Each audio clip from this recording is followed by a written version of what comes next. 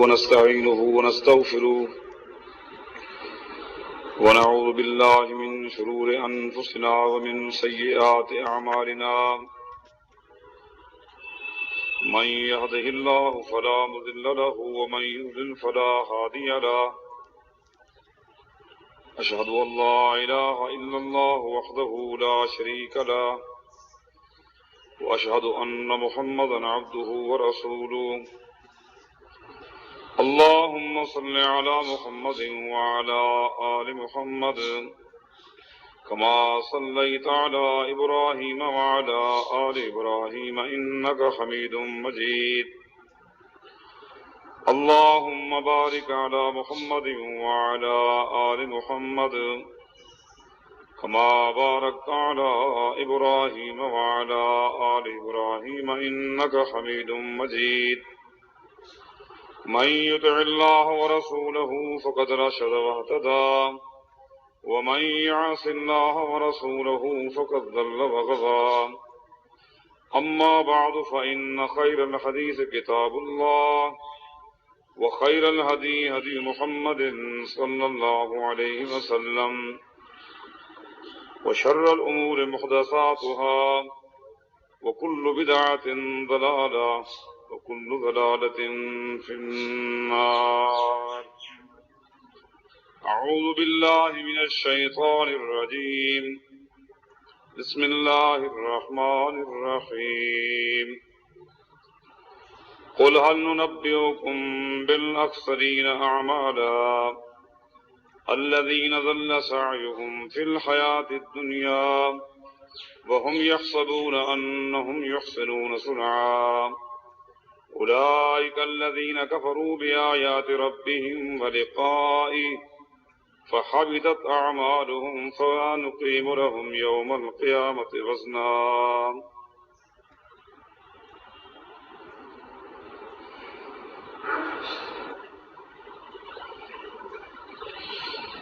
بدعت آخر گمراہی کیوں ہے؟ یہ آج کا ٹاپک ہے جسے ملخصاً جناب شیخ قاری فضل الرحمان جاوید حفظہ اللہ نے ہمارے سامنے پیش کر دی ہے۔ مضمون کا خلاصہ ہم سن چکے اور میں سمجھتا ہوں ہم نے ایک نتیجہ بھی نکال لیا ہے، تاہم میں نے بھی چونکہ انشاءاللہ کچھ باتیں عرض کر لی، دعا کریں کہ اللہ تعالی نصوص شرعیہ سے اس اہم مسئلہ کی وضاحت کی اللہ توفیق عطا فرمائے، آپ بھائیوں کو سمجھنے کی اور سمجھنے کے بعد ہم سب کو عمل پیرا ہونے کی توفیق عطا فرمائے۔ سب سے پہلے لفظ بدعت کی لغوی اور اصطلاحی تعریف آپ کے سامنے پیش کرتا ہوں تاکہ یہ تو واضح ہو کہ بدعت کہتے کس کو ہے۔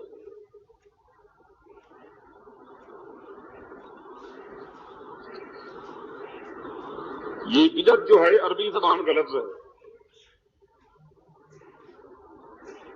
اس کا مادہ بدعن ہے، با دال عین، بدعن سے یہ لفظ بدعت نکلا ہے، اور بدعن عربی کے اندر نئی ایجاد کو کہتے ہیں۔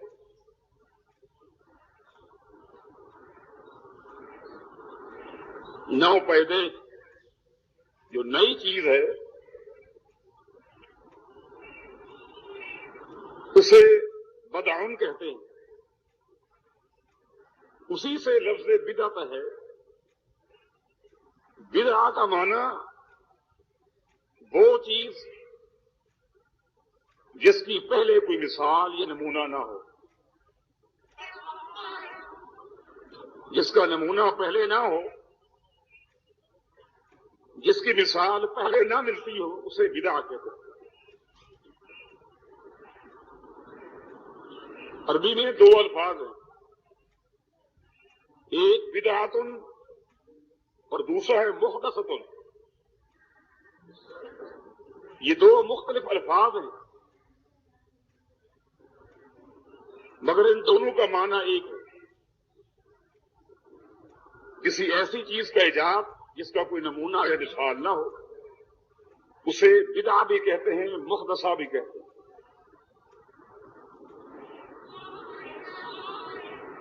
اللہ تعالیٰ نے اپنی مقدس کتاب میں فرمایا، قل، اے پیغمبر صلی اللہ علیہ وسلم، آپ اعلان کر دیں، ما کنت بدعا من الرسل،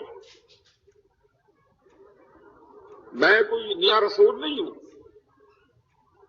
یہ کوئی نئی بات نہیں ہے، میں کوئی ایسا رسول نہیں جس کا پہلے نمونہ یا مثال نہ ہو۔ تو لفظ بدعہ استعمال ہوا، ما کنت بدعا من الرسل، اس سے پہلے رسول گزرے ہیں، انبیاء آئے ہیں، اللہ کے احکام ان کے پاس آتے تھے، کہ میں نیا رسول نہیں ہوں کہ تمہیں یہ بات انوکھی لگ رہی ہے۔ اللہ تعالیٰ کی صفات میں سے ایک صفت بدیع ہے، بدیع، با دال یا عین، بدیع السماوات والارض۔ اللہ نے آسمانوں کو بنایا جبکہ پہلے سے کوئی نمونہ نہیں تھا، بغیر نمونے کے اللہ تعالیٰ آسمانوں کو اور زمینوں کو بنانے والا ہے، ان کا پہلے کوئی نمونہ نہیں تھا، ان کی کوئی مثال نہیں تھی، بغیر نمونے کے اللہ نے زمین آسمان کو بنایا، اس سے ہمارا بدیع السماوات والارض۔ تو بدیع اللہ تعالیٰ کی صفت ہے۔ دین اسلام میں بدعت ہر اس عمل کو کہتے ہیں، ہر اس چیز کو کہتے ہیں جس کا نمونہ، جس کی مثال ہمیں شریعت میں نہ ملتی ہے، جو پہلے نہ ہو بعد میں آ گئی ہو۔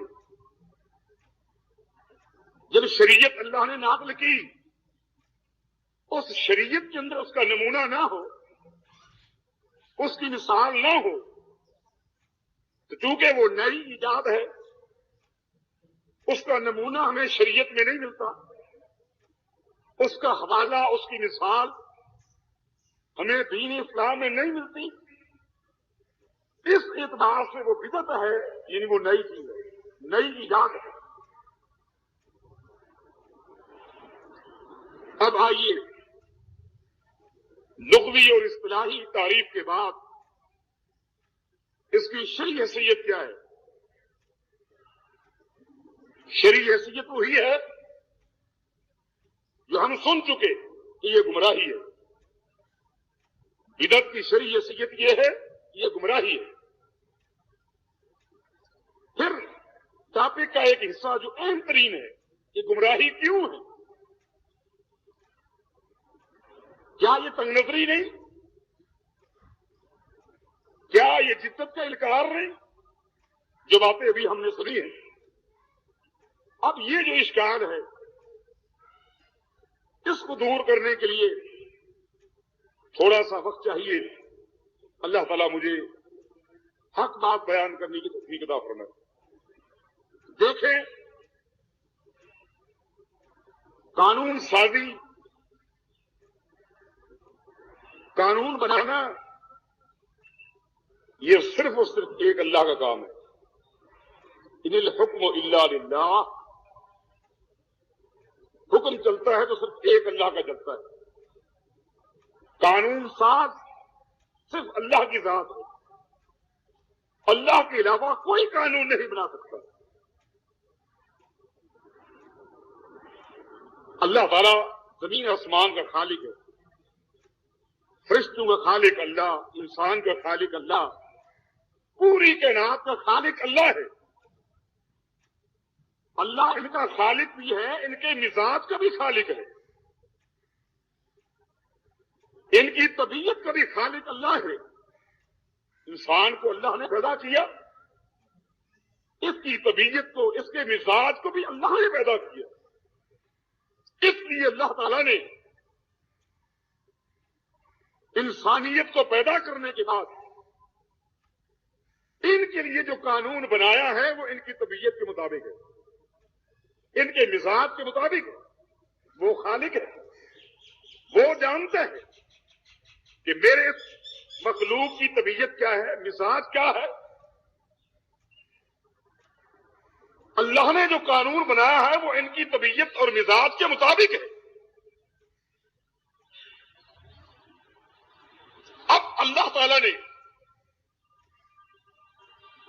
صرف یہ نہیں کہ محمد الرسول اللہ صلی اللہ علیہ وسلم کو پیدا کیا، صحابہ کو پیدا کیا، ان کے مزاج کو بھی اللہ نے پیدا کیا، ان کے مزاج سے واقف بھی تھا. اگر ہم یہ کہیں کہ اللہ کا بنایا ہوا قانون اس دور کے لیے تھا، حالات کے ساتھ ساتھ قانون کو تبدیل ہونا چاہیے، شریعت میں تبدیلی آنی چاہیے، یہ تو اس وقت ہو جس وقت ہمارا یہ عقیدہ ہو کہ اس مخلوق کا، اس دور کے لوگوں کا خالق اللہ تھا اور آج ہمارا خالق نعوذ باللہ کوئی اور ہے، یا ہمارے مزاج کا خالق کوئی اور ہے، ہماری طبیعت کا خالق کوئی اور ہے. جب ہمارا یہ عقیدہ ہے کہ قیامت تک آنے والے انسان کا خالق اللہ ہے، ان کے مزاج کا خالق اللہ ہے، تو اس شریعت کے اندر قیامت تک آنے والے لوگوں کے مزاج کی قدردانی کی گئی. اس کے اندر وہ وسعت موجود ہے، اس کے اندر وہ ساری خوبیاں موجود ہیں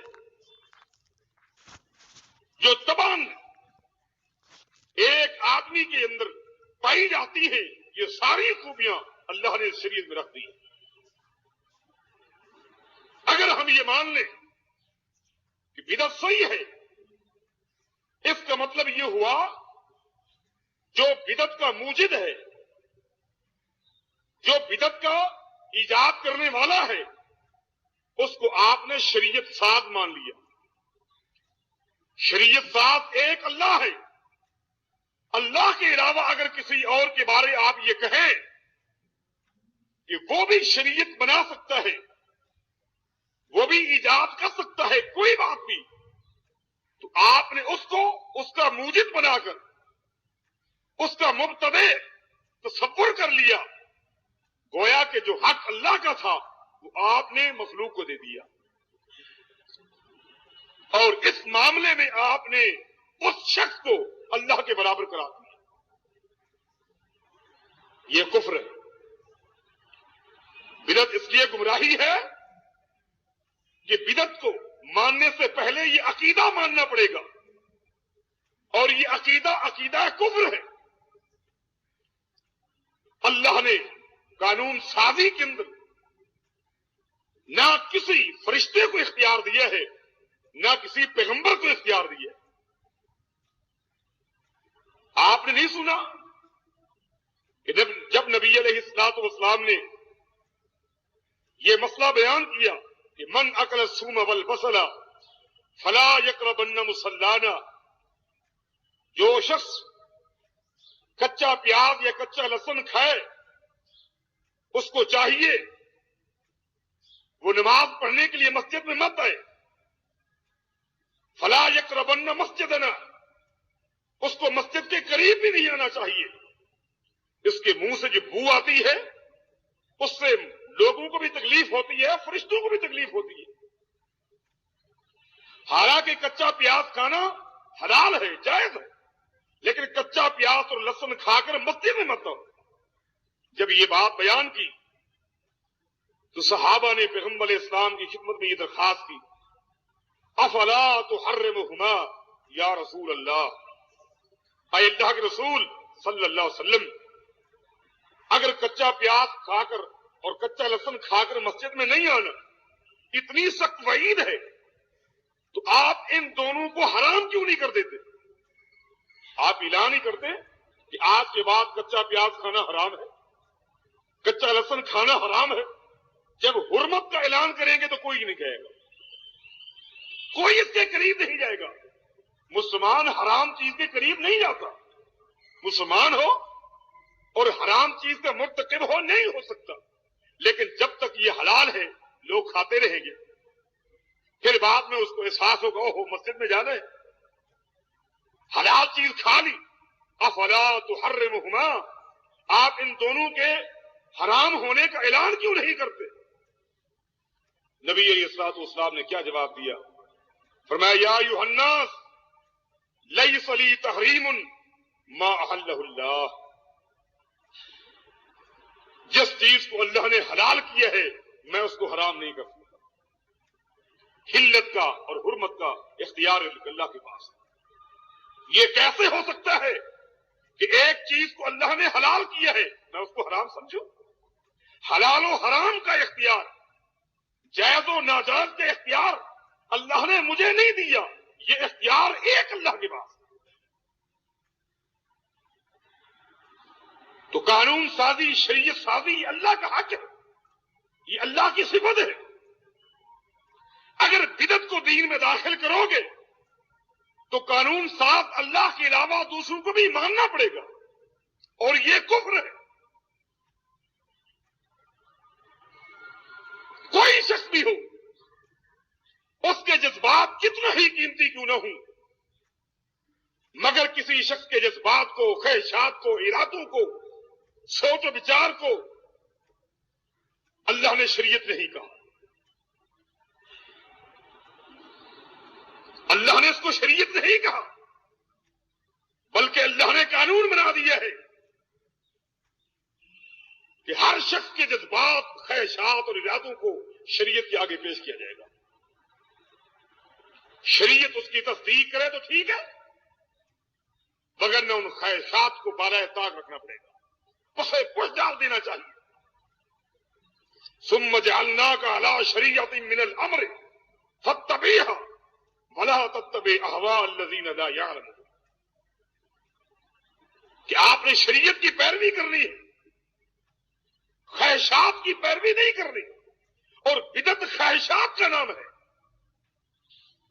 بدعت اس اختراع کا نام ہے جو انسان کے دماغ میں آتی ہے۔ بدعت کوئی ایسی چیز نہیں جو پڑھنے سے حاصل ہو، جو ہنر کے ذریعے انسان کے پاس آ جائے، جو مطالعے سے انسان کو معلوم ہو۔ بدعت ایک اختراع ہے، خود ساختہ ایک قانون ہے جو انسان کے دماغ میں آتا ہے۔ دین اسلام کے اندر اس کو گمراہی قرار دیا گیا ہے۔ اس کی حیثیت کیا ہے کہ یہ گمراہی ہے، اور اس کا مرتکب کون ہے؟ گمراہ انسان ہے جس کا کوئی بھی عمل اللہ کے ہاں قبول نہیں ہوتا۔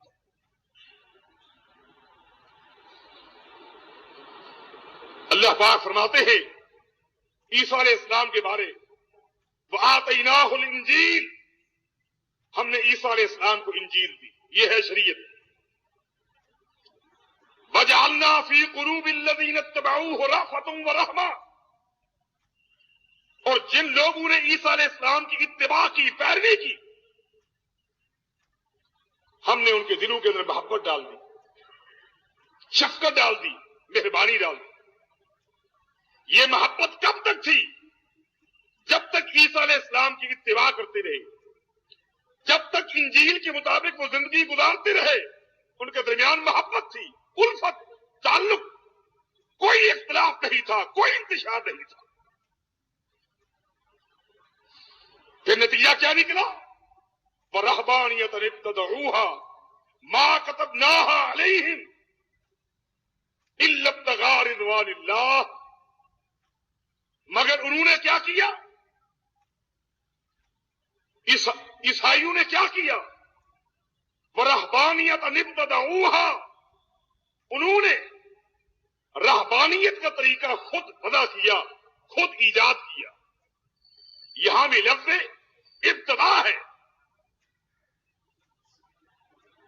ورہبانیت ابتدعوہا، عیسائیوں نے رہبانیت کو خود ایجاد کیا، رہبانیت کا طریقہ خود بنایا۔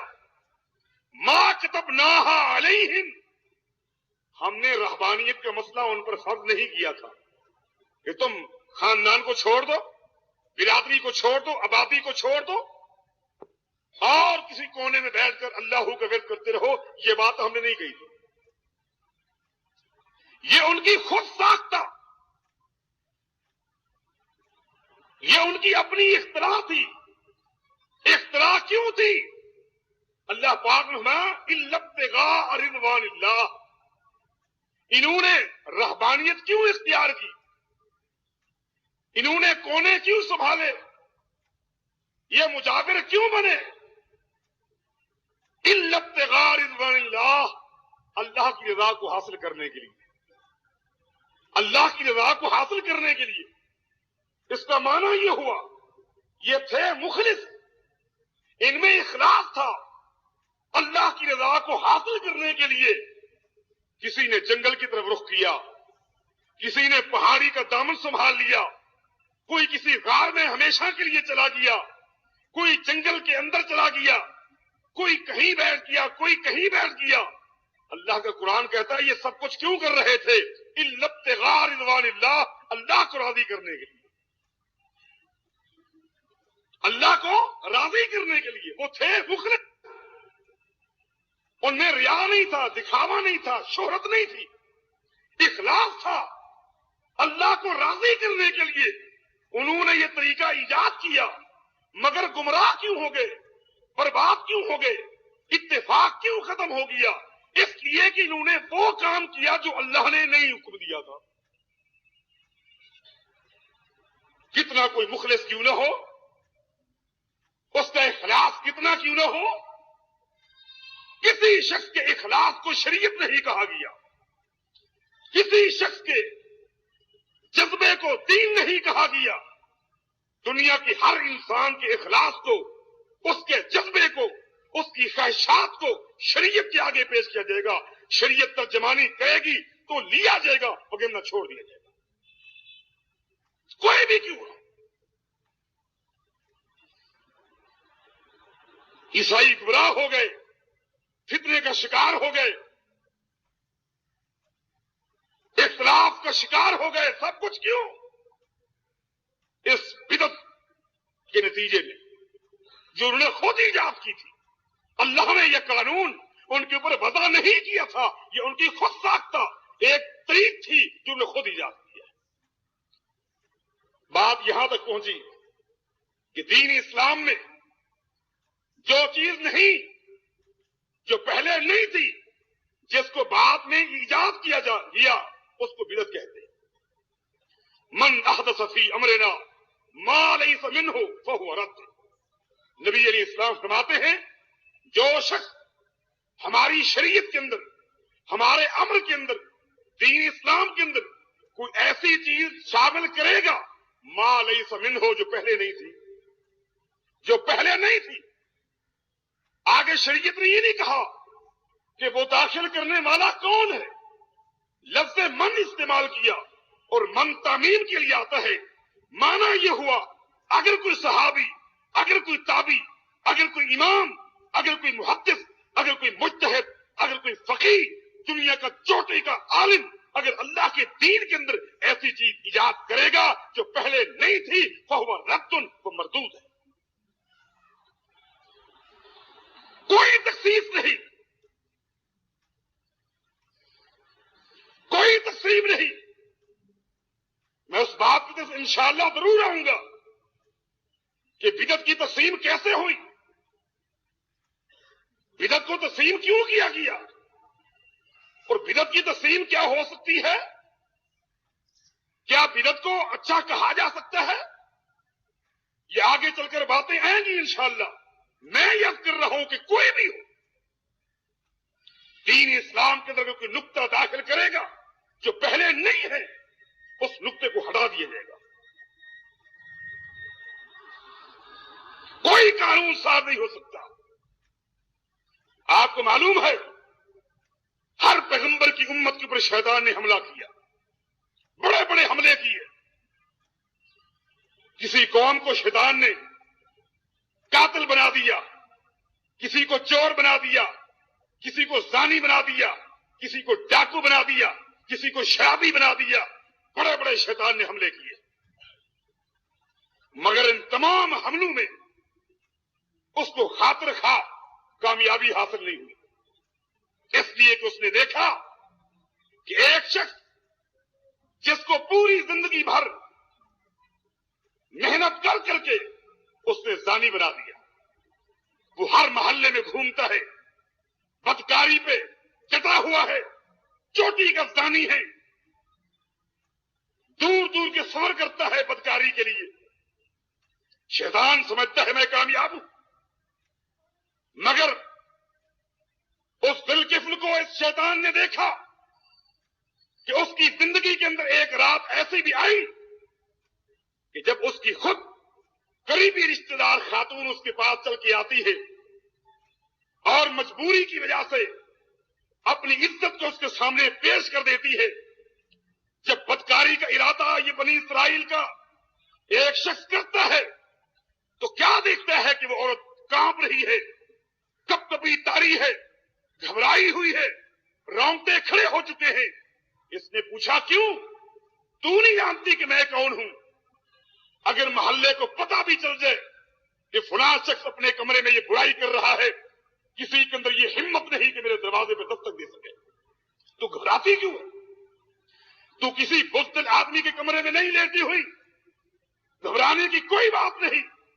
مگر وہ خاتون کہتی ہے تیری باتیں صحیح ہے، لیکن گھبراہٹ اس لیے ہے کہ آج تو کوئی میرے اوپر حرف نہیں دے سکتا، ہاتھ نہیں اٹھا سکتا، مگر قیامت کے میدان میں اس برائی کے متعلق جب اللہ جب سوال کرے گا تو میں جواب کیا دوں گا؟ وہ منظر میرے سامنے ہے. آج مجبوری مجھے میری عزت تیرے سامنے پیش کر رہی ہے، کل کا نقشہ میرے سامنے ہے، کیا بنے گا؟ اس کے دماغ میں بات آ گئی، گھبرا گیا. انقلاب آ رہا ہے، تبدیلی آ رہی ہے. جو پونجی طے ہوئی تھی اس کو تھما دی اور کہا کہ تو جا. دروازہ بند کیا، مصلی بچھایا اور زاروں قطار اللہ کے آگے گر کر رونے لگ گیا اور کہتا کہ اللہ اگر تو پچھلے معاف کر دے تو آئندہ میں گناہ نہیں کروں گا. اس نے ایک برائی کرتے ہوئے اتنی گھبراہٹ محسوس کی اور میں اتنا جری، اتنا بہادر کہ اتنی بدکاریاں کر چکا. اس نے تیرے سامنے پیش ہونا ہے تو میں نے بھی تو پیش ہونا ہے نا. انقلاب آ رہا ہے. رات کے حصے میں مصلی پر روتے روتے نبی علیہ السلام فرماتے ہیں کہ وہی روح قبض ہو جاتی ہے. اس کی زندگی کی آخری رات ہے. محلے کو یہی پتا ہے کہ یہ شخص زانی ہے، بدکار ہے، بد کردار ہے، برا آدمی ہے. کسی کو معلوم نہیں. جبکہ اس کی زندگی میں انقلاب آ چکا ہے، تبدیلی آ چکی ہے. آج یہ وہ نہیں جو کل تھا. اب ان لوگوں کو کون بتائے؟ یہ تو مر گیا، اس کی سانس تو نکل گئی. لوگوں کو کیسے بتائے کہ میں توبہ کر چکا ہوں؟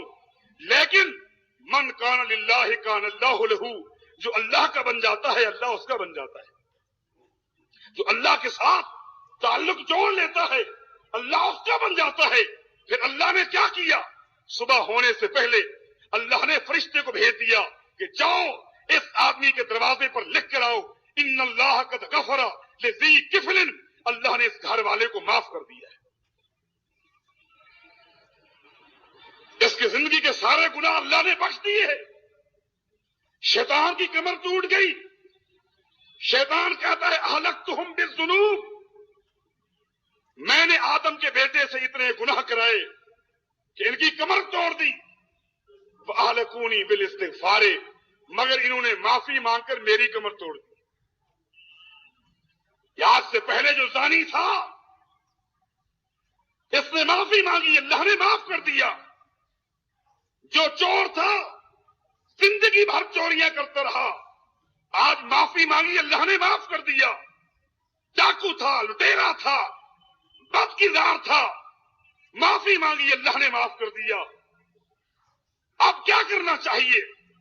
میری محنتیں برباد ہو رہی ہیں، میری کوشش ضائع ہو رہی ہے، 60 اس پر محنتیں کرتا ہوں، میری کمر ٹوٹ جاتی ہے جب یہ معافی مانگتے ہیں اور آسمان سے یہ آواز آ رہی ہوتی ہے الا من تاب وآمن وعمل عملا صالحا فاولئک یبدل اللہ سیئاتہم حسنات وکان اللہ غفور رحیما، کہ اے پیغمبر اعلان کر دو جو شخص توبہ کرے گا اور توبہ کرنے کے بعد پھر وہ گناہ نہیں کرے گا، ان سے کہہ دو کہ میں ان کی توبہ پر خالی ان کے گناہوں کو معاف ہی نہیں کرتا بلکہ فاولئک یبدل اللہ سیئاتہم حسنات، آج تک جو انہوں نے گناہ کیے ہوتے ہیں ان گناہوں کو میں نیکی میں تبدیل کر دیتا۔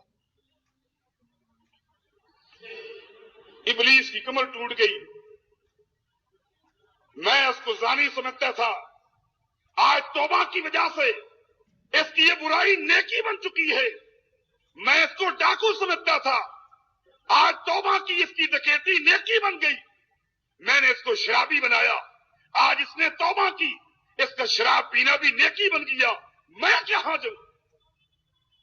فلما رأیت ذالک، ابلیس نے جب یہ منظر دیکھا اس نے ایک اور حربہ اختیار کیا، اس کا طریقہ واردات تبدیل ہو رہا ہے۔ آدم کی اولاد کو گمراہ کرنے کے لیے آج سے پہلے جو حربے اختیار کیے تھے اس کو ناکافی سمجھے، اب سب سے بڑا حربہ استعمال کرتا ہے۔ وہ کیا ہے؟ وہ یہ ہے کہ آدم کا بیٹا زنا کرتا تھا لیکن زنا کو گناہ سمجھتا تھا،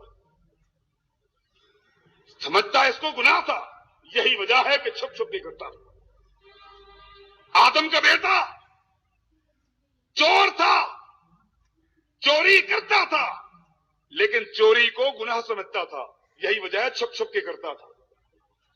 آدم کے بیٹے سے میں نے جتنے گناہ کرائے یہ ان تمام کو گناہ سمجھتا رہا، اور جب تک آدمی گناہ کو گناہ سمجھتا رہے گا توبہ کا امکان ہے، توبہ کی توقع ہے، کسی وقت بھی اپنے گناہ سے معافی مانگ لے کیونکہ گناہ سمجھتا ہے۔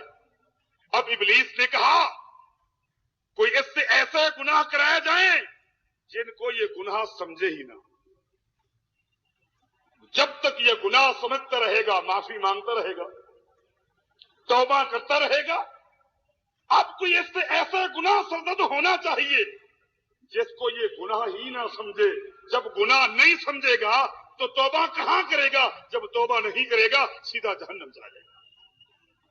فلما رأیت ذالک اہلکتہم بالاہواء فہم یحسبون انہم یحسنون صنعا فلا یستغفرون۔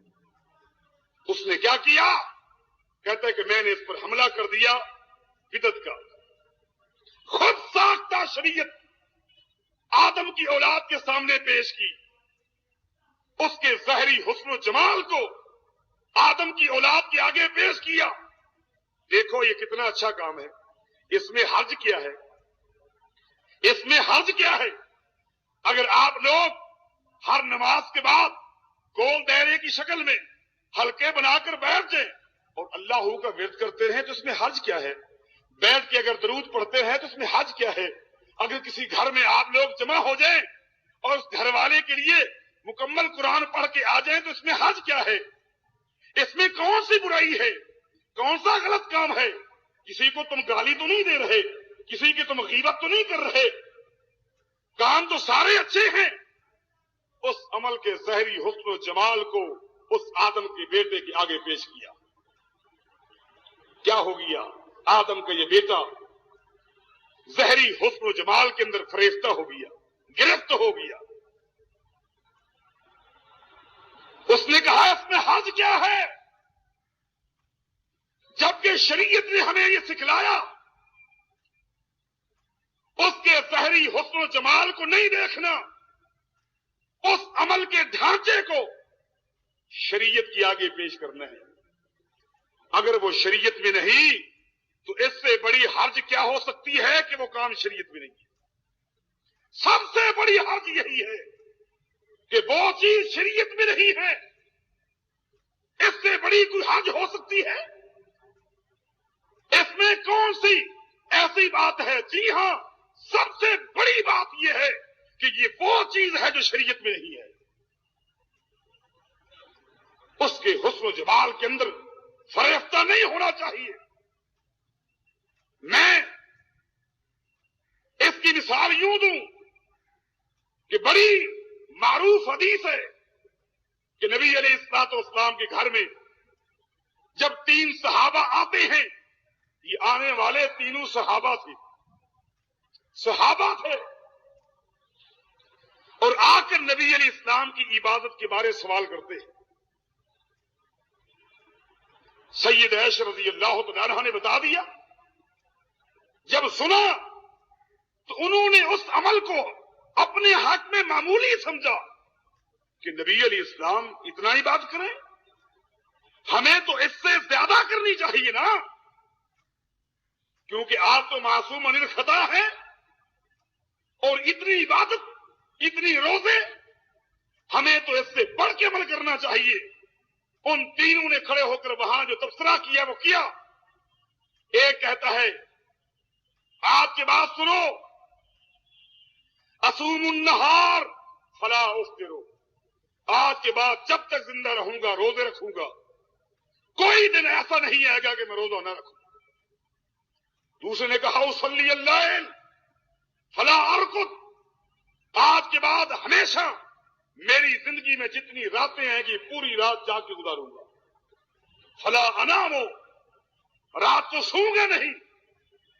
تیسرے نے کہا انا اعتزل النساء فلا اتزوج، میں کبھی شادی نہیں کروں گا، اس لیے کہ یہ شادی ایک مسئلہ ہے، ذمہ داریاں بڑھ جاتی ہیں، پھر اولاد معاشی مسائل گھیر لیتے ہیں، میں ان سے الگ تھلگ رہ کر اللہ کی بات کروں گا.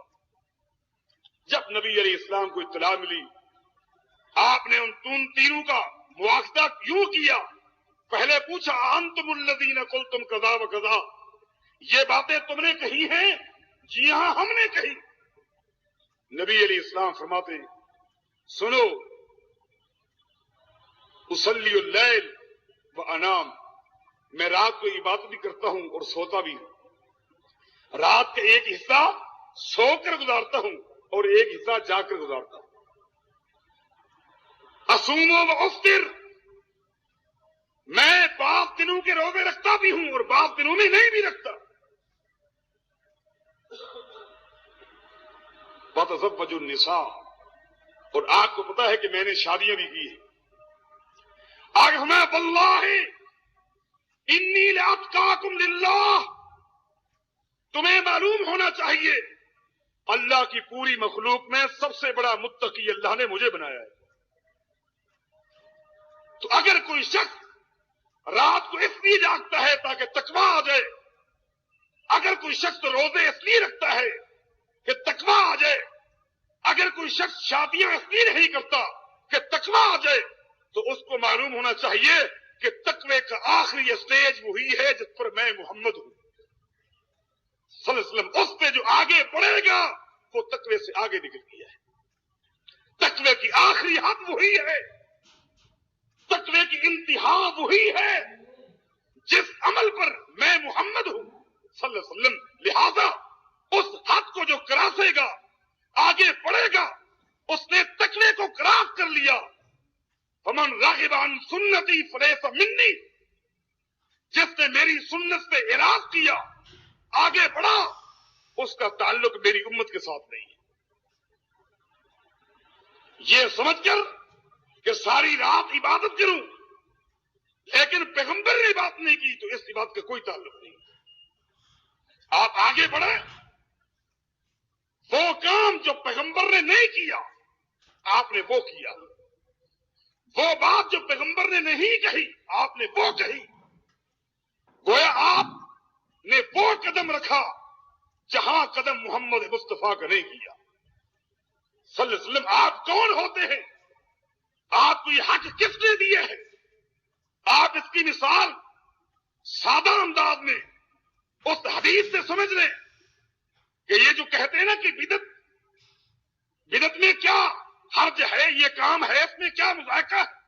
آپ دیکھیں ابو داؤد کی حدیث ہے، عبداللہ بن عمر رضی اللہ تعالیٰ عنہما بڑھاپے کے اندر نابینا ہو گئے تھے. یہ صحابی رسول ہیں، بڑھاپے کے اندر نابینا ہو گئے تھے. ایک دن اپنے ایک ساتھی کے ساتھ ایک شہر سے گزر رہے تھے. مسجد میں آذان آئی. کہا ایسا کرو پہلے نماز پڑھتے ہیں اس کے بعد اپنا کام کریں گے. آذان سن کر مسجد کی طرف روانہ ہو گئے. جب مسجد کے دروازے پر پہنچے تو مؤذن کیا کہہ رہا تھا؟ آذان تو پہلے دے چکا تھا. تھوڑی دیر کے بعد مسجد کے دروازے پر کھڑے ہو کر سست لوگوں کو جو ابھی تک آذان سن کر نہیں آئے تھے ان کو آواز دے رہا تھا اور کہہ رہا تھا الصلاۃ جامعۃ، الصلاۃ جامعۃ، الصلاۃ جامعۃ. لوگوں جماعت ہونے والی ہے، اب تو آ جاؤ. اب میں آپ سے پوچھتا ہوں یہ کس کو گالی دے رہا تھا؟ اس جملے میں برائی کیا ہے؟ کسی کی نہ غیبت کر رہا ہے. اذان اس بیچارے نے دی ہے. اذان کو سن کر کچھ لوگ آ گئے، کچھ لوگ ابھی تک نہیں پہنچے. اب ان سست لوگوں کے لیے مؤذن دوبارہ دروازے پر آ چکا اور ان کو کہہ رہا ہے الصلاۃ جامعۃ، آ جاؤ جماعت ہو رہی ہے، وقت جماعت کا ہو چکا ہے تاکہ یہ لوگ اب تو آ جائیں. اس میں برائی کیا ہے؟ کس کو اس نے گالی دی ہے؟ لیکن صحابی نے جب یہ جملہ سنا فرمان فوراً ساتھی سے کہا اخرج بنا فإن هذه البدع، جلدی کرو اس مسجد سے باہر نکلو. اس مسجد میں میں نماز نہیں پڑھتا اس لیے کہ اس میں وہ کام ہو رہا ہے جو محمد مصطفیٰ کے دور میں نہیں تھا. پیغمبر اسلام کے دور میں اذان ہوتی تھی، آنے والا آ جاتا تھا، جس نے نہیں آنا وہ نہیں آتا تھا. لیکن اذان کے بعد کبھی پیغمبر کی زندگی میں بلال نے دروازے کے اوپر کھڑے ہو کر یہ کلمے نہیں کہے تھے. کبھی عبداللہ بن ام مکتوم نے یہ کلمات نہیں کہے تھے. جو کام پیغمبر کے دور میں نہیں ہوا یہ کیوں ہو رہا ہے؟ یہ بدعت ہے. عبداللہ اس مسجد میں نماز پڑھنا بھی گوارا نہیں کرتا جس میں بدعت کا کام. اس لیے کہ مسجد کی تعریف قرآن میں ہے لمسجد اسست علی التقوی. مسجد وہ ہے جس کی بنیاد توحید پر رکھی ہوئی ہو، جس کی بنیاد تقوی پر ہو، جس کی اساس، جس کی بنیاد تقوی اور توحید پر نہ ہو وہ مسجد کے زمرے میں نہیں آتی. کون سی برائی تھی؟ صحابی نے جس مسجد میں نماز پڑھنا گوارا نہیں کیا، وجہ کیا تھی؟ اس لیے کہ انہوں نے وہ کام کیا جو نہ پیغمبر نے کیا نہ کرنے کا حکم دیا. یہ ہے بدعت. ایک عجیب تقسیم آج ہمارے سامنے پیش کی جاتی ہے اور وہ بھی کس کے حوالے سے؟ جنہوں نے پوری زندگی اسلام لانے کے بعد پوری زندگی بدعت کا گلا کما کیا، بدعت کی جڑیں اکھیڑ کر رکھ دی. ان کے حوالے سے کہا جاتا ہے کہ یہ تقسیم کرنے والے کہ ایک بدعت حسنہ ہے، ایک بدعت سیئہ ہے. کہا یہ تقسیم کس کی ہے؟ عمر بن خطاب رضی اللہ تعالیٰ عنہ کی ہے. قربان جائیں جو بدعت کو جڑ سے نکالنے والے تھے. جب امیر عمر رضی اللہ تعالیٰ عنہ نے دیکھا کہ لوگ بڑی عقیدت میں آ کر مکہ سے سفر کرتے ہیں اور حدیبیہ کے مقام پر پہنچتے ہیں اور اس درخت کے نیچے جا کر بیٹھتے ہیں، بڑا ایک عجیب نظارہ ہے. کیوں؟ یہ درخت وہ ہے جس کا ذکر قرآن موجود ہے. لقد رضی اللہ عن المؤمنین اذ یبایعونک تحت الشجرہ فعلم ما فی قلوبہم فانزل السکینۃ علیہم. یہ وہ درخت ہے، یہ وہ شجرہ ہے جس کے نیچے محمد مصطفیٰ صلی اللہ علیہ وسلم نے صحابہ کے ہاتھ پر بیعت کی تھی. لوگ عقیدت میں جا رہے ہیں، احترام میں جا رہے ہیں، سفر کر رہے ہیں، دور دراز سے آ رہے ہیں. امیر عمر کو جب یہ اندیشہ ہوا کہیں اس عقیدت میں آ کر قوم گمراہ نہ ہو جائے، گائے اور حکم دیا اور اس درخت کو جڑ سے اکھیڑ کر پھینک دیا. یہ غلط ہے. میں اس مغالطے کے ازالے سے پہلے یہ بات واضح کر دوں کہ جب یہ بات واضح ہو چکی کہ بدعت جو ہے کوئی اچھی چیز نہیں ہے، بدعت بری چیز ہے، اچھی چیز نہیں ہے۔ جب بدعت بری چیز ہے تو پھر بری چیز کو تقسیم کرنا کہ یہ بری چیز تو ہے اچھی، یہ بری چیز ہے اور ہے بھی بری، یہ بری چیز ہے اور ہے اچھی، یہ ہو سکتا ہے؟ اس تقسیم کو نہ شریعت قبول کرتی ہے نہ انسانی عقل قبول کرتی ہے۔ اخلاق کے بھی خلاف، شریعت کے بھی خلاف، مزاج کے بھی خلاف کہ یہ بدعت یعنی یہ برائی اچھی ہے، یہ برائی برائی ہے، یہ بدعت حسنہ ہے، یہ بدعت سیئہ ہے، یہ تقسیم امیر عمر سے کہیں ثابت نہیں ہے۔ ہاں، تراویح کے حوالے سے جو بات کی جاتی ہے کہ امیر عمر رضی اللہ تعالیٰ عنہ نے باجماعت نماز تراویح کا حکم دیا اور مسلمانوں کو ایک امام کی اقتداء میں کھڑا کر دیا اور فرمایا نعم البدعۃ ھذہ، یہ اچھی بدعت ہے، یہ اچھی بدعت ہے۔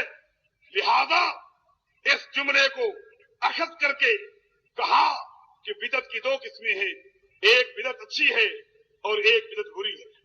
آئیے میں اس حدیث کو مکمل طور پر آپ کے سامنے پیش کرنا چاہتا ہوں تاکہ بات واضح ہو جائے اور ذہن کے اندر جو انتشار ہے اس کا خاتمہ ہو جائے۔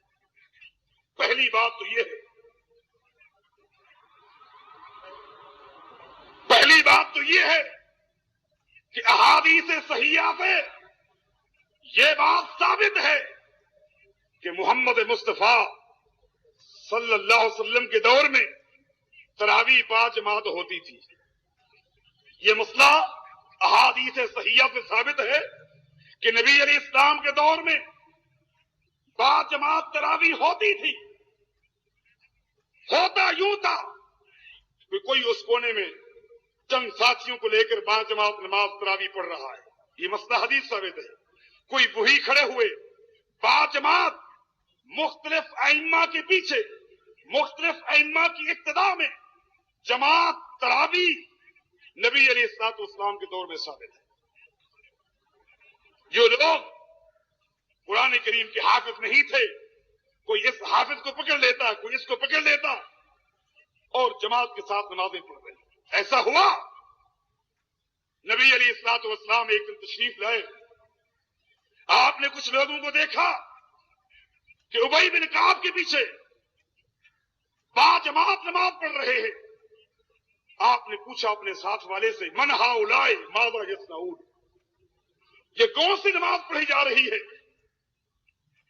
جواب دلا ہؤلاء ناس لیس معهم قرآن وابی بن کعب یصلی بہم، یہ وہ لوگ ہیں جو قرآن کے حافظ نہیں ہیں، ابی بن کعب ان کے امام بنے ہوئے ہیں اور یہ باجماعت نماز پڑھ رہے ہیں۔ نبی علیہ السلام نے فرمایا قد احسنوا، انہوں نے اچھا کیا ہوا ہے۔ نبی علیہ السلام اگر خالی خاموش بھی رہتے تب بھی یہ بات شریعت میں تھی، کیونکہ آپ کا خاموش رہنا یہ بھی دین ہے، یہ بھی اقرار ہے، اور خاص طور پر آپ نے کہہ دیا قد احسنوا، انہوں نے اچھا کیا ہوا ہے، یہ تو اور تصدیق ہو۔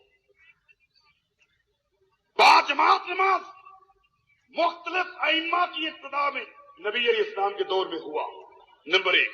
نمبر دو، نبی علیہ السلام کے دور میں ایک امام کے پیچھے باجماعت نماز، یہ بھی حدیث سے ثابت ہے کہ 3 راتیں نبی علیہ الصلوۃ والسلام نے نماز پڑھائی، ان راتوں کے اندر اور کہیں جماعت نہیں تھی، سب لوگ محمد مصطفیٰ کے پیچھے تھے صلی اللہ علیہ وسلم۔ اس سے معلوم ہوا یہ دونوں عمل نبی علیہ الصلوۃ والسلام کی زندگی میں تھے۔ مختلف ائمہ، مختلف امام ایک ہی وقت میں تراویح پڑھا رہے ہیں اور لوگ ان کے پیچھے پڑھ رہے ہیں، یہ عمل بھی سنت سے ثابت ہے۔ اور ایک امام کے پیچھے پڑھنا سب کا، یہ بھی سنت سے ثابت ہے، یہ دونوں سنتیں ہیں۔ البتہ نبی علیہ الصلوۃ والسلام نے 3 راتوں کے بعد پھر آنا چھوڑ دیا۔ جب استفسار ہوا تو آپ میں خشیت ان یکتب علیکم، مجھے خطرہ ہوا کہ کہیں تمہارے اوپر باجماعت یہ نماز فرض نہ ہو جائے۔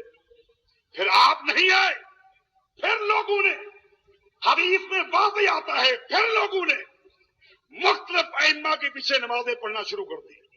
یہ ہوتا رہا. ایک سنت پہ عمل ہو رہا ہے اور ایک سنت متروکہ ہے. ایک سنت پر عمل ہو رہا ہے کہ مختلف اماموں کے پیچھے نماز پڑھی جا رہی ہے اور دوسری سنت کہ ایک امام کے پیچھے نماز بھی پڑھی جا سکتی ہے. اس کو چھوڑا ہوا ہے اور عمل ہو رہا ہے. ابوبکر صدیق رضی اللہ تعالیٰ عنہ کا دور آیا. مختلف ائمہ کے پیچھے نمازیں ہو رہی ہیں, جماعت کے ساتھ ہو رہی ہے, مگر وہ سنت متروکہ ہو چکی ہے. جب عمر بن خطاب رضی اللہ تعالیٰ عنہ کا دور آیا تو آپ نے نعم البدعۃ ہذہ سے پہلے کیا الفاظ کہے؟ اس سے پہلے کے الفاظ پر غور کریں کہ عمر بن خطاب رضی اللہ تعالیٰ عنہ نے فرمایا کہ اگر ان تمام لوگوں کو ایک امام کے پیچھے کر دیا جائے لکان امثل, تو سنت کی مثل یہی عمل ہے. یہ بھی سنت کے مثل ہے جو آج سے پہلے ہمیں نہیں ملتا. یعنی پیغمبر کی زندگی کے بعد یہ سنت صحابہ میں نہیں ملی, ابوبکر صدیق کے دور میں نہیں ملی, لیکن ہے سنت.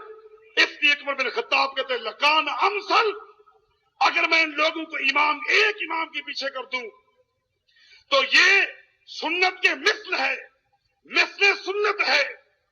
اور فرمایا نعم البدعۃ ہذہ, اور یہ متروکہ سنت, جس سنت کو چھوڑ دیا گیا تھا, جس کا نمونہ پیچھے ابوبکر صدیق کے دور میں نہیں ملتا, پیغمبر کی وفات کے بعد نہیں ملتا, یہ متروکہ سنت ہے جس پر عمل دوبارہ ہو جائے گا. اس بات سے فرماتے ہیں نعم البدعۃ ہذہ.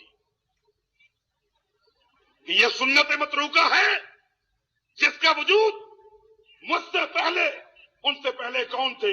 ابوبکر صدیق رضی اللہ تعالیٰ عنہ تھے کہ ان کے زمانہ کے اندر اس کا نمونہ نہیں ملتا, اس کی مثال نہیں ملتی, جبکہ ہے یہ بھی سنت. چونکہ اس کی مثال نہیں ملتی, اس لیے لغوی اعتبار سے اس کو بدعت کہیں گے کہ ابوبکر صدیق کے دور میں اس پر عمل نہیں ہوا. یہ متروکہ عمل ہے, متروکہ سنت ہے. اس کو جاری کرنے کے لیے عمر بن خطاب نے یہ الفاظ استعمال کیے.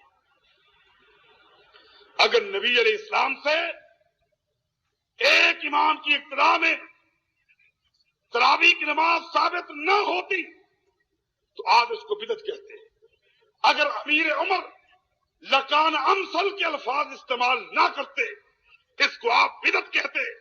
لکان امثل کہہ کر امیر عمر اس کو سنت قرار دے رہے ہیں اور لفظ بدعت استعمال کر کے یہ بتا رہے ہیں کہ مجھ سے پہلے اور پیغمبر کی وفات کے بعد اس عمل کو چھوڑ دیا گیا تھا, اس لیے دوبارہ اس کو ہم عملی شکل دے رہے ہیں. وگرنہ بدعت کو تقسیم کرنا یہ کہیں بھی بدعت ہے, بدعت گمراہی ہے. بدعت کی تقسیم غیر اسلامی, غیر شرعی ہے. دین اسلام کے اندر اس کا کوئی وجود نہیں ہے. نبی علیہ الصلوۃ والسلام نے بلکہ قیامت کی نشانیوں میں سے ایک نشانی یہ بیان کی, یخرج من امتی اقواما سیخرج من امتی اقواما تتجاری بہم تلک الاہواء کما یتجاری الکلب بصاحبہ لا یبقی منہ عرق ولا مفصل الا دخلہ.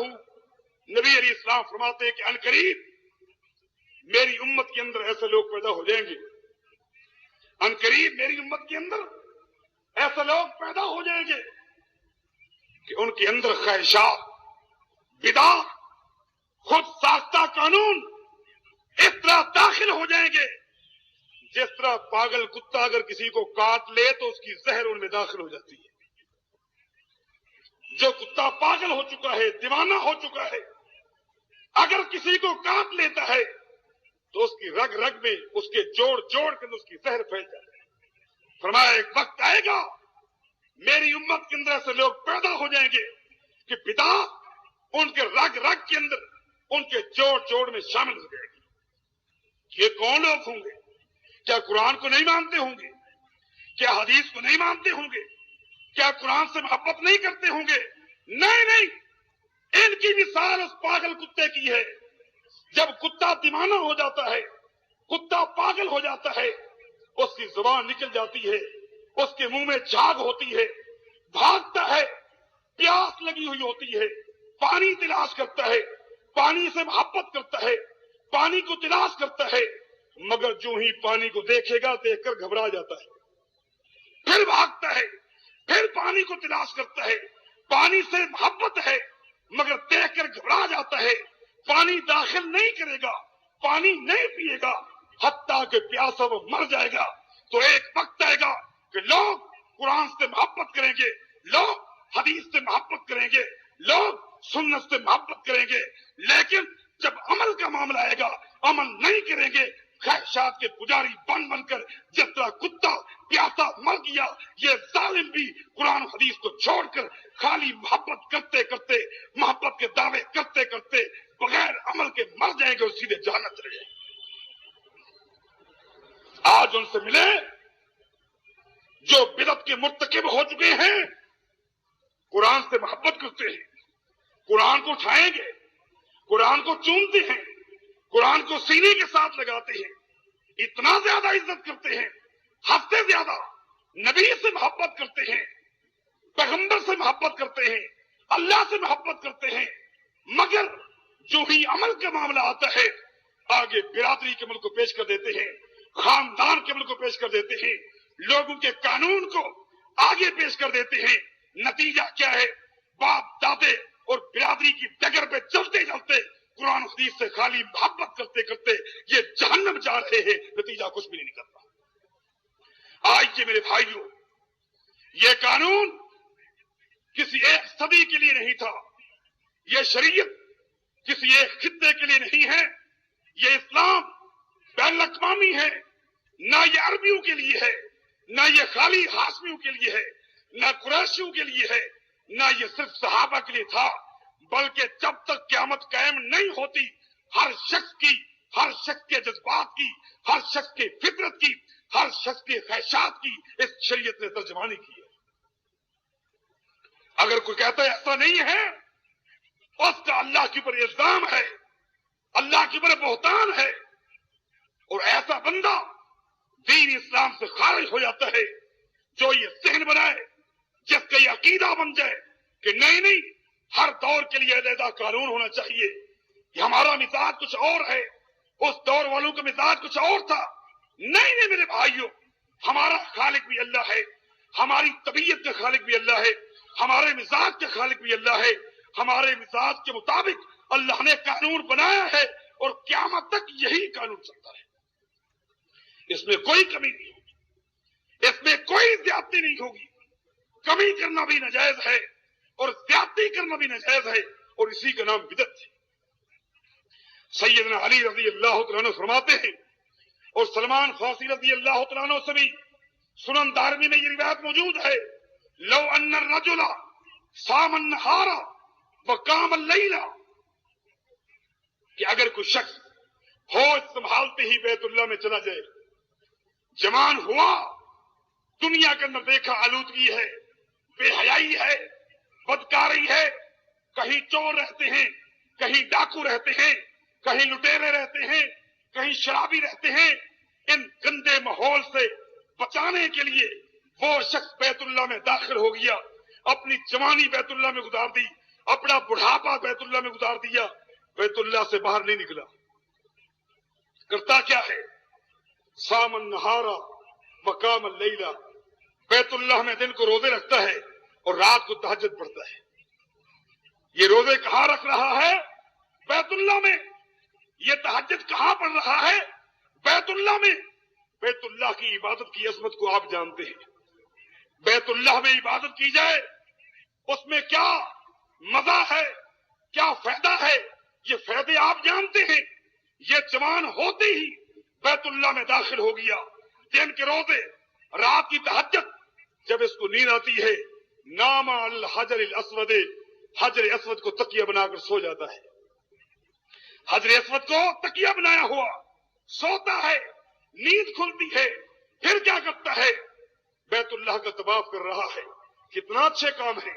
روزہ کوئی برائی ہے؟ تہجد ساری رات کوئی برا کام ہے؟ حجر اسود کے بوسے کون سی برائی ہے؟ بیت اللہ کا طواف یہ کتنا بڑی سعادت ہے. جوانی گزار دی، بڑھاپا گزار دیا، کسی کی خوشی میں شریک نہیں ہوا، کسی کی غمی میں شریک نہیں ہوا، باہر نکلا ہی نہیں، نہ کسی کی برائی سنی نہ کسی کی برائی کی. حتیٰ کہ بڑھاپے کے اندر زندگی کا آخری وقت ہے، ثم طاف بین المقام والرکن، بیت اللہ کا طواف کر رہا ہے. طواف کرتے کرتے حجر اسود اور رکن یمانی کے درمیان سے گزر رہا تھا. ثم قتل، کہ تلوار کے ذریعے اس کو قتل کر دیا. قتل ہو گیا کہاں؟ بیت اللہ میں. جوانی بیت اللہ میں گزری، بڑھاپا بیت اللہ میں گزرا. زندگی کے دن کے روزے ہیں، رات کی تہجدیں ہیں، حجر اسود کے بوسے ہیں، بیت اللہ کے طواف ہے. باہر نہیں نکلا، اندر کسی نے کچھ دے دیا، کھا لیا، وگرنہ زمزم کا پانی پی کے گزارا کرتا رہا. آج رکن یمانی اور حجر اسود کے درمیان اس کو قتل کر دیا گیا. فرمایا لبعثہ اللہ یوم القیامت ما ہوائن، قیامت کے دن جب یہ شخص آئے گا تو جو گمراہ ترین طبقہ ہوگا بدعتی گروہ کے ساتھ اس کو اللہ جہنم میں داخل کر دے گا. میں پوچھتا ہوں کہ کون سی برائی کی، کون سا برا کام کیا؟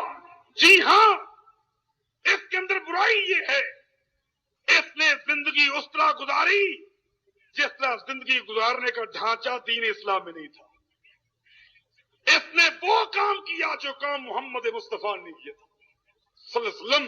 اگر پوری زندگی بیت اللہ میں رہ کر عبادت کرنا، باہر نہ جانا، شادی غمی، معاملات، کاروبار، تجارت میں شرکت نہ کرنا، اگر یہ دین ہوتا، یہ اسلام ہوتا، یہ عبادت کا کام ہوتا، باہر نہ جانا یہ نیکی ہوتی، سب سے پہلے یہ کام محمد مصطفیٰ کرتے صلی اللہ علیہ وسلم. لیکن آپ نے یہ کام نہیں کیے. لہذا میرے بھائیوں بات واضح ہو چکی کہ بدعت وہ چیز ہے جو دین اسلام میں نہیں تھی، ثواب سمجھ کر جس کو داخل کر دیا، جس کی پہلے گنجائش نہیں تھی آپ نے گنجائش سمجھ لی، جو نیکی نہیں تھی آپ نے اس کو نیکی بنا لیا، جو عبادت نہیں تھی آپ نے اس کو عبادت سمجھ لیا. دین اسلام کی باؤنڈری کے اندر جو چیز پہلے نہیں تھی جس کو آپ نے شامل کر دیا، یہ نئی داخل ہونے والی چیز، یہ نئی آنے والی چیز، یہ بدعت ہے. اور نبی علیہ الصلوۃ والسلام کی زندگی کا شاید ہی کوئی ایسا خطبہ ہو مجھے نہیں ملا جس میں نبی علیہ السلام نے یہ نہ فرمایا کل بدعت ضلالہ، کل بدعت ضلالہ. بدعت کوئی بھی ہو، یہ سیئہ اور حسنہ کی بات نہیں ہے، کوئی بھی بدعت ہو وہ گمراہی ہے. وَكُلُّ ضَلَالَةٍ فِي النَّارِ، اور ایک ہی گمراہی جہنم میں جانے کے لیے کافی ہے. بدعت گمراہی ہے. یہ آپ کا خطبہ ہے، نکاح کے خطبے کے اندر یہی الفاظ ملتے ہیں، نبی علیہ السلام کے عید کے خطبے کے اندر یہی الفاظ ملتے ہیں، نبی علیہ السلام کے جمعہ کے خطبے کے اندر یہی الفاظ ملتے ہیں، عام وعظ و نصیحت کے موقع پر نبی علیہ السلام کے ابتدائی کلمات یہی ملتے ہیں، کل بدعت ضلالہ. آخر غور کریں، کبھی نبی علیہ السلام نے نماز کے اوپر تقریر کی، کبھی نبی علیہ السلام نے روزے کے اوپر تقریر کی، کبھی نبی علیہ السلام نے جہاد کے اوپر تقریر کی، کبھی نبی علیہ السلام نے زکات کے مسائل بیان کیے. لیکن قربان جائیں، مسئلہ زکات کا بیان کرنا ہو، روزے کا ہو، حج کا ہو، خوشی کا ہو، معاملات کا ہو، ہر خطبے کی ابتدا میں بدعت کی وضاحت کر دی، اس لیے کہ اس کا خطرہ سب سے زیادہ ہے. اس لیے کہ اگر یہ بدعت کسی آدمی میں آ جائے تو اس کے بعد کا عمل جو نبی علیہ السلام نے بیان کیا، چاہے وہ نماز ہو، چاہے روزہ ہو، چاہے حج ہو، چاہے زکات ہو، کسی بھی عمل کا کوئی فائدہ نہیں جب تک بدعت سے بندہ توبہ طلب نہ ہو. نبی علیہ السلام جمعہ کی خطبے کی ابتدا کرتے تو یہی فرماتے، اما بعد فإن خیر الحدیث کتاب اللہ وخیر الہدی ہدی محمد صلی اللہ علیہ وسلم وشر الامور محدثاتها وکل بدعۃ ضلالہ. آپ کے ابتدائی کلمات یہی ہیں کہ ہر بدعت گمراہی ہے. ابتدا میں آنے والے اول صف میں بیٹھنے والوں کو نصیحت ہو رہی ہے ان ابتدائی کلمات کے اندر پھر آگے مضمون جو بھی چلتا نبی علیہ السلام بیان کرتے تھے، حتیٰ کہ دوسرا خطبہ مکمل ہو جاتا، حتیٰ کہ نبی علیہ السلام نماز کے لیے تشریف لے جاتے، پہلی رکعت پڑھاتے، ہو سکتا ہے کہ اب بھی کوئی لیٹ آیا ہو، اب بھی کسی کو آتے ہوئے دیر ہو گئی ہو، تو دوسری رکعت اس کے اندر جب نبی علیہ السلام کھڑے ہوتے، جمعہ کی دوسری نماز ہے، دوسری رکعت ہے، عید کی دوسری رکعت ہے، نبی علیہ السلام فرماتے ہیں حل اتاک حدیث الغاشیہ، حل اتاک حدیث الغاشیہ وجوہ یومئذ خاشیہ عاملۃ ناصبہ تصلی نارا حامیہ۔ اور تم جانتے ہو کچھ لوگ ایسے بھی ہیں قیامت کے دن آئیں گے، عبادت کی وجہ سے ان کے ماتھوں کے اوپر نشان پڑ چکے ہوں گے، خوب نمازیں ہوں گی، روزے ہوں گے، حج ہوں گے، زکاتیں ہوں گی، خیراتیں ہوں گی، لیکن کیا ہے تصلی نارا حامیہ، ان عبادت کے کوئی فائدے کے نہ ہونے کی وجہ سے سیدھے جہنم میں چل جائیں گے۔ قل هل ننبئكم بالاخسرین اعمالا الذین ضل سعیهم فی الحیاۃ الدنیا وهم یحسبون انهم یحسنون صنعا۔ اے پیغمبر، کیا ہم آپ کو ان اعمال کے متعلق نہ بتائیں جو گھاٹے والے ہیں، جس عمل میں کوئی فائدہ نہیں؟ وہ کون سے عمل ہیں؟ فرما کے کرنے والے تو یہ سمجھتے ہیں یہ نیکیاں ہیں، یہ بھلائی ہے، یہ ثواب کا کام ہے، لیکن سنیں قیامت کے میدان میں کیا ہوگا۔ فلا نقیم لہم یوم القیامت وزنا، ہم تو ان نمازوں کا، ان عبادتوں کا وزن بھی نہیں کریں گے، بغیر حساب کے ان کو جہنم میں داخل کر دیں گے۔ آئیے اپنے ہر عمل کو قرآن و حدیث کے آگے پیش کیجئے، خوشی ہے، غمی ہے، معاملات ہیں، لین دین ہے۔ اگر کوئی آپ سے کہتا ہے اس میں برائی کیا ہے، آپ یہی کہیں کہ اس سے بڑی برائی کیا ہو سکتی ہے کہ یہ کام قرآن و حدیث میں نہیں ہو تم کر رہے۔ یہ سب سے بڑی برائی ہے، سب سے بڑی گمراہی یہ ہے کہ یہ وہ کام ہے۔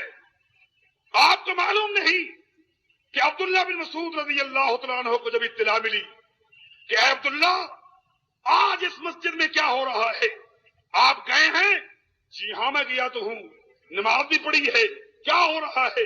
فرمایا تم تو آ گئے، لوگ حلقے بنا کر بیٹھے ہوئے ہیں، گول دائرے کی شکل میں، لوگ کچھ یہاں بیٹھے ہوئے ہیں، کچھ وہاں بیٹھے ہوئے ہیں۔ پھر ان میں سے ایک بزرگ کہتا ہے ہللو ہو، لوگو لا الہ الا اللہ پڑھو۔ سب کہتے ہیں لا الہ الا اللہ، لا الہ الا اللہ، لا الہ الا اللہ۔ ادھر ایک حلقہ ہے، وہاں ایک بزرگ کہتا ہے سبحو ہو، سبحان اللہ کہو۔ سب کہتے ہیں سبحان اللہ، سبحان اللہ، سبحان اللہ، سبحان اللہ۔ یہ سنن دارمی کی روایت ہے۔ ادھر کہتے ہیں حمدو ہو، الحمدللہ پڑھو۔ اس حلقے والے کہہ رہے ہیں الحمدللہ، الحمدللہ، الحمدللہ۔ میں آپ سے پوچھتا ہوں یہاں رک کر مجھے یہ بتاؤ ان میں سے کون سا کلمہ ہے جو غلط ہے؟ وہ گول دائرے میں بیٹھے ہوئے لا الہ الا اللہ کا ورد کر رہے ہیں۔ لا الہ الا اللہ پڑھنا گناہ ہے، یہ ثواب ہے۔ افضل الذکر لا الہ الا اللہ، پیغمبر اسلام فرماتے ہیں افضل ذکر جو ہے لا الہ الا اللہ۔ اس کونے کے اندر بیٹھے ہوئے حلقے کی شکل میں ایک مخصوص انداز میں الحمدللہ پڑھ رہے ہیں۔ الحمدللہ پڑھنا گناہ ہے، یہ ثواب ہے۔ نبی علیہ السلام فرماتے ہیں افضل الدعاء الحمدللہ، لوگوں افضل ترین دعا جو ہے الحمدللہ ہے۔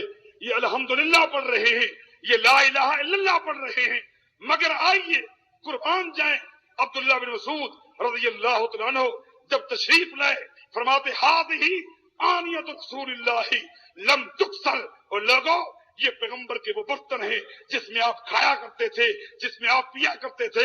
ابھی تک تو پیغمبر کے برتن ٹوٹے نہیں، پیغمبر کا لباس میلا نہیں ہوا، اتنا جلدی تم گمراہ ہو گئے۔ میں آپ سے پوچھتا ہوں گمراہی کون سی ہے؟ کیا پیغمبر کے دور میں لا الہ الا اللہ نہیں ہوتا تھا؟ ہوتا تھا۔ کیا پیغمبر کے دور میں لوگ الحمدللہ نہیں پڑھتے تھے؟ جی ہاں پڑھتے تھے، مگر یہ طریقہ جو انہوں نے وضع کیا ہے، جو ایجاد کیا ہے، یہ طریقہ، یہ انداز پیغمبر کی زندگی میں نہیں تھا۔ اگر طریقہ خود ساختہ ہوگا یہی گمراہی ہے، یہی بدعت ہے۔ آئیے یہ بات ہمارے سامنے واضح ہو چکی، لہذا ہم ان لوگوں کے قرآن کے پڑھنے کو دیکھتے ہیں جو حلقے کی شکل میں بیٹھ کر قرآن پڑھ رہے ہیں، پڑھنے کے بعد پھر سارے ایک کو بخش رہے ہیں، وہ اگلے کو ایک سلسلہ ہے چل رہا ہے۔ آپ کا ثواب میں نے لے لیا، میرا ثواب انہوں نے لے لیا، ان کا ثواب گھر والے نے لے لیا، گھر والے نے اپنا ثواب اپنے باپ یا دادے کو دے دیا. یہ کہاں ہے؟ ساری رات قرآن کی تلاوتیں ہو رہی ہیں، اس کا وجود کہاں ہے؟ آئیے ہم اپنی عبادات کو دیکھتے ہیں. پیغمبر کی زندگی کے اندر پیغمبر کے رشتے دار فوت ہوئے، آپ کی بیویوں کا انتقال ہوا، آپ کے بیٹوں کا انتقال ہوا، آپ کی بیٹیوں کا انتقال ہوا، آپ کے صحابہ کا انتقال ہوا. آیا کسی کی وفات پر پیغمبر اسلام نے یہ بدعت کی جو آج ہم اپنے مرنے والے کے 3 دن بعد کر رہے ہیں، 40ویں دن کر رہے ہیں؟ آخر اس کی شریعت کیا ہے؟ اس کا اگر وجود ہے، اس کا ڈھانچہ ہے، اس کی مثال ہے، اس کا نمونہ ہے، تو وہ نمونہ ہمیں دکھلائیے. وہ قرآن میں ہونا چاہیے نا، وہ حدیث میں ہونا چاہیے نا. بخاری کھولے، مسلم کھولیں، ابو داؤد دیکھیں، ترمذی دیکھیں، نسائی دیکھیں، ابن ماجہ دیکھیں، مسند احمد دیکھیں، موطا امام مالک دیکھیں، بیہقی دیکھیں، دارمی دیکھیں، مستدرک حاکم دیکھیں. آئیے ان حدیث کی کتابوں کو کھولو، ذرا دیکھو اگر یہ کام پیغمبر نے کیا تو کہیں تو نمونہ ملے گا. مل جائے ہمیں دکھلاؤ، اگر نہیں ملتا اسی کا نام بدعت ہے، اس کو چھوڑ. یہ خود ساختہ طریقے ہیں جس سے بندہ گمراہ ہو جاتا ہے. علامہ ابن عبد البر رحمہ اللہ کے قول نقل کرنے کے بعد اپنی بات کو ختم کرنا چاہتا ہوں. فرماتے ہیں کہ اگر کسی شخص کو 2 حدیثیں سمجھ آ جائیں تو اس کو پورا دین سمجھ آ جائے گا. علامہ ابن عبد البر رحمہ اللہ ایک بہت بڑے محدث ہے.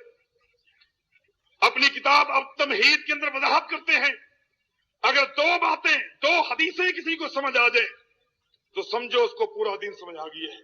اس لیے ان میں سے ایک حدیث دین اسلام کی باطنی جو جذبات ہیں، دین اسلام کے باطنی تقاضے ہیں، ان کو پورا کر رہی ہے، اور دوسری حدیث دین اسلام کے جو ظاہری تقاضے ہیں ان کو پورا کر رہی ہے. باطنی تقاضے کے لیے کون سی حدیث ہے؟ فرمایا انما الاعمال بالنیات. اعمال کا دار و مدار نیت پر ہے. عمل قبول ہوگا کب؟ جب اخلاص ہوگا، تقوی ہوگا، ریا نہیں ہوگا، دکھاوا، شہرت، نام نمود یہ چیزیں نہیں ہوں گی. عمل کی قبولیت کے لیے ایک چیز یہ ہے جو یہ حدیث بتا رہی ہے کہ انما الاعمال بالنیات. اور دوسری حدیث کیا ہے؟ من احدث فی امرنا ما هذا ما ليس منه فهو رد. جو ہماری اس شریعت میں وہ چیز شامل کرے گا جو پہلے نہیں تھی وہ مردود ہے. اس سے معلوم ہوا اللہ پاک فرماتے ہیں الذی خلق الانسان الذی خلق الموت والحیات لیبلوکم ایکم احسن عملا. اللہ نے موت کو پیدا کیا، اللہ نے زندگی کو پیدا کیا، انسان کو آزمانا ہے. لیبلوکم ایکم احسن عملا، کہ تم میں سے احسن عمل کون کرتا ہے. احسن عمل کی تعریف کیا ہے؟ کہ موافقاً لسنت رسول اللہ، کہ وہ عمل خالص اللہ کی ذات کے لیے ہو، خالصا للہ تعالی، خالص اللہ کی ذات کے لیے ہو. وہ موافقاً لسنت رسول اللہ، اور پیغمبر کی سنت کے مطابق ہو. اخلاص ہو، سنت کے مطابق نہ ہو یہ عمل بھی قبول نہیں ہوتا. سنت کے مطابق ہو، اخلاص نہ ہو یہ عمل بھی قبول نہیں ہوتا. یہ دونوں چیزیں جس عمل میں شامل ہوں گی وہ عمل اللہ پاک قبول کرتا ہے. وہ 2 چیزیں کیا ہیں؟ ایک اخلاص ہونا چاہیے اور دوسرا وہ عمل سنت کے مطابق ہونا چاہیے. یہی اسلام ہے، یہی شریعت ہے. اللہ ہم سب کو توفیق عطا فرمائے. سبحان ربک رب العزت عما یصفون وسلام الحمدللہ رب العالمین. بدعت کی تعریف سے تو اسماء الرجال، تدوین حدیث، تدوین قرآن اور قرآن پر اعراب لگانا یہ سب بدعت ہے. کیا یہ صحیح ہے؟ اس کو صحیح کون کہے گا؟ آپ خود ہی اپنے آپ سے پوچھیں کہ آپ نے کیا کہا ہے. تدوین حدیث کو بدعت کہنا چوٹی کی گمراہی ہے، اس لیے کہ تدوین حدیث کا کام کرنے والے سب سے پہلے محمد رسول اللہ ہے صلی اللہ علیہ وسلم. پیغمبر اسلام نے حدیث کو تدوین کیا ہے، حدیثوں کو لکھا ہے، حدیثوں کو لکھوایا ہے، حدیثوں کو جمع کیا ہے. یہ تدوین کا کام پیغمبر کی زندگی میں ہے. پیغمبر کی زندگی میں جو عمل ہوا اس کو جو بدعت کہے اس سے بڑا گمراہ کون ہو سکتا ہے؟ یہ کام پیغمبر اسلام نے خود کیے ہیں، اور اس کے لیے جتنی بھی دلائل دی جائیں اتنے ہی کم ہیں. ابو داؤد اٹھا کر دیکھے، کتاب الصدقات دیکھے، وہ پورا کا پورا کتاب الصدقات کیا ہے؟ صحابی خود فرماتے ہیں یہ وہ چیپٹر ہے جو میں نے محمد الرسول اللہ صلی اللہ علیہ وسلم سے لکھوایا تھا. آپ بتاتے گئے اور میں لکھتا گیا یہ احادیث کی تدوین ہے کہ نہیں. بخاری میں آتا ہے نبی علیہ السلام نے مکہ کے اندر کھڑے ہو کر خطبہ دیا جب آپ نے مکہ فتح کیا تھا. اصلاح معاشرہ کے اوپر انسانیت کے حقوق کے لیے پیغمبر اسلام کا یہ تاریخی خطبہ ہے. جب آپ خطبہ دے کر فارغ ہوئے، بڑا بلیغ خطبہ تھا، بڑی تفصیل تھی، بڑی احادیث تھی. اب ایک یمنی جوان نے آ کر کہا اے اللہ کے نبی صلی اللہ علیہ وسلم، جو احادیث آج آپ نے بیان کی ہیں ہو سکتا ہے مجھے یاد نہ رہیں، آپ مجھے لکھ کر دیں. نبی اسلام نے صحابہ سے فرمایا اکتبوا لابی شاطن، ابو شاط کو یہ ساری احادیث لکھ کر دو. یہ ساری احادیث کو لکھ کرنا، جمع کرنا، یہ پیغمبر صلی اللہ علیہ وسلم کے مذہب ثابت ہے. اس کو کون کہہ سکتا ہے؟ اس کو بدعت آپ کیسے کر سکتے ہیں میرے بھائیوں؟ تدوین قرآن کریم کو جمع کرنا، قرآن کریم کو مدون کرنا، یہ کام بھی سب سے پہلے محمد مصطفیٰ نے کی ہے صلی اللہ علیہ وسلم. جب بھی آیات نازل ہوتی تھی آپ صرف صحابہ کو سناتے نہیں تھے، نہیں بلکہ آپ کاتب وحی کو بلاتے. آپ خود ایک طالب علم بھی جانتا ہے، ایک میٹرک کا اسٹوڈنٹ بھی جانتا ہے کہ کاتبین وحی کتنے ہیں، کہیں گے 40 ہیں. خلفائے راشدین ہیں، یہ کاتبین وحی ہیں. نبی اسلام بلاتے تھے اور وحی کے وہ الفاظ لکھواتے تھے. یہ لکھوا رہے ہیں، یہ جمع ہو رہا ہے، قرآن کریم جمع ہو رہا ہے. اگر جمع نہیں ہوا، منتشر تھا، تو یہ کیسے ہے؟ پیغمبر صلی اللہ علیہ وسلم کی زندگی کے اندر آخری مرتبہ جب ماہ رمضان آیا، حدیث میں آتا ہے کہ قرآن کریم کا 2 مرتبہ ختم ہوا. اگر جمع ہی نہیں ہے تو یہ ختم کہاں ہے؟ قرآن کریم کے جو قاری تھے، جو حافظ تھے، ان کے سینے کے اندر یہ قرآن جمع تھا کہ نہیں تھا؟ یہ سب کچھ تھا. اور یہ سارے کام پیغمبر صلی اللہ علیہ وسلم نے آپ نے اپنی زندگی کے اندر کیے ہیں. اس کو بدعت کہنے والا اس کو ذرا سوچنا چاہیے کہ یہ کیا کہہ رہا ہے. البتہ پیغمبر صلی اللہ علیہ وسلم نے فرمایا دیکھو میری امت کے اندر 30 سے زائد کذاب اور دجال پیدا ہوں گے جو نبوت کا دعویٰ کریں گے، جو جھوٹی باتیں منسوب کریں گے میری طرف، حالانکہ وہ باتیں میں نے نہیں کہی ہوں گی. ان کے بارے کیا کرنا ہے؟ ان کے بارے اللہ کا قرآن کہتا ہے فَإِن جَاءَكُمْ فَاسِقٌ بِنَبَإٍ فَتَبَيَّنُوا يَا أَيُّهَا الَّذِينَ آمَنُوا إِن جَاءَكُمْ فَاسِقٌ بِنَبَإٍ فَتَبَيَّنُوا. جب بھی کوئی شخص تمہارے پاس اطلاع لے کر آئے، حتیٰ کہ فاسق آدمی بھی اطلاع لے کر آئے، تو تحقیق کر لیا کرو. تو اسماء الرجال اس تحقیق کا نام ہے. جس تحقیق کا اللہ نے ہمیں حکم دیا ہے کہ فتبینوا، تحقیق کر لیا کرو، تو اسماء الرجال کیا ہے؟ اس تحقیق کا نام ہے کہ یہ بات کہنے والا کون ہے، کیسا ہے، اس کا عقیدہ کیا ہے، یہ بات کہی ہے کہ نہیں، جس کے متعلق کہہ رہا ہے اس سے ملاقات ہے کہ نہیں. یہ وہ تحقیق ہے جس تحقیق کا حکم اللہ دے رہا ہے. اعراب لگانا بدعت ہے کہ نہیں ہے؟ آپ یہ بتائیں جو بھی الفاظ میں ادا کر رہا ہوں وہ اعراب کے ساتھ ہے کہ نہیں؟ اگر اردو کے الفاظ ہیں تو وہ بھی اعراب کے ساتھ ہیں، اگر قرآن پڑھ رہے ہو تو اعراب کے ساتھ ہے. اب ایک آدمی نہیں جانتا، وہ پڑھنے میں غلطی کر سکتا ہے، اس کو آپ نے بتایا کہ یہاں زیر ہے یا زبر ہے، اور آپ خود بتا رہے ہیں. نبی علیہ السلام، میں آپ سے پوچھتا ہوں، نبی علیہ السلام قرآن بغیر اعراب کے پڑھتے تھے یا اعراب کے ساتھ پڑھتے تھے؟ وہ شخص اگر ہے تو مجھے بتائے کہ نبی علیہ السلام نے قرآن کریم کا کوئی ایک لفظ تلاوت کیا ہو بغیر اعراب کے.